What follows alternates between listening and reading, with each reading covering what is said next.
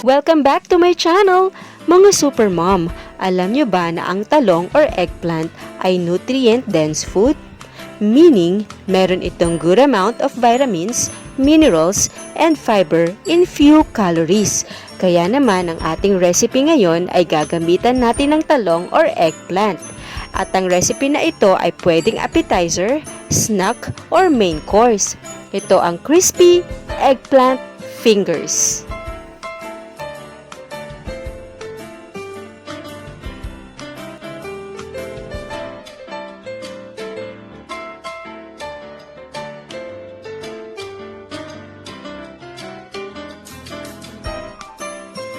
Simulan na po natin ang pagluluto. Just follow the ingredients and procedure.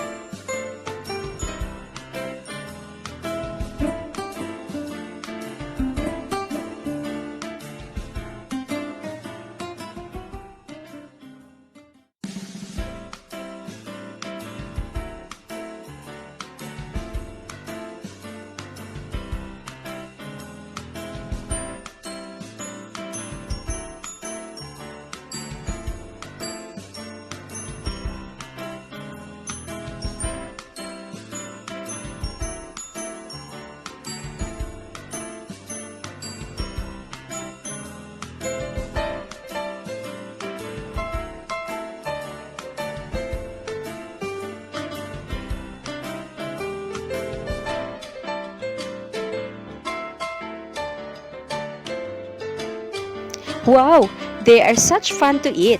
Crunchy on the outside and perfectly cooked on the inside. You gotta try it for yourself. Enjoy this recipe. Thank you for watching. Please don't forget to subscribe.